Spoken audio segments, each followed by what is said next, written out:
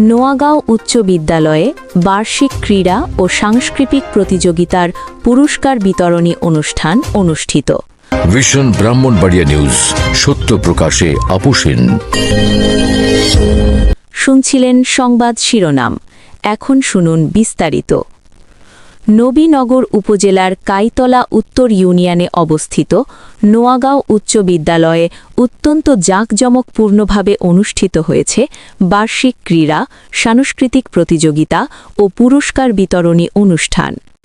বুধবার সকাল 10টা থেকে দিনব্যাপী বিদ্যালয় প্রাঙ্গণ মুখরিত ছিল শিক্ষার্থীদের কলরবে।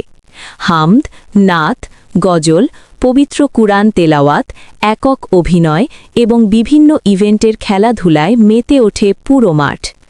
অনুষ্ঠানে সভাপতিত্ব করেন নোয়াগাঁও উচ্চ বিদ্যালয়ের প্রধান শিক্ষক জনাব তফাজ্জল আলী।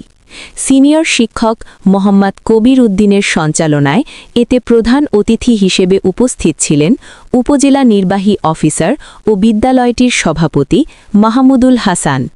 বিশেষ অতিথি হিসেবে আসন অলঙ্কৃত করেন উপজেলা শিক্ষা অফিসার আল মামুন।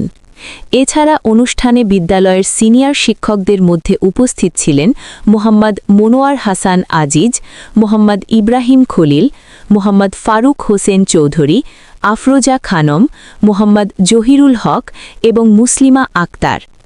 আরও উপস্থিত ছিলেন মোহাম্মদ নূরে আলম সরকার, মোহাম্মদ এনায়েতুল্লাহ, মোহাম্মদ জালাল উদ্দিন, মোহাম্মদ ওমর সানি ও নূরে জান্নাত সহ অন্যান্য শিক্ষকবৃন্দ।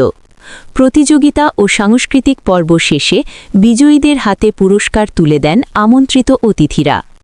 নবীনগর প্রতিনিধি মোহাম্মদ হেদায়েতুল্লাহর পাঠানো তথ্য ও ভিডিও চিত্রের desk report, vision Brahmanbaria TV news.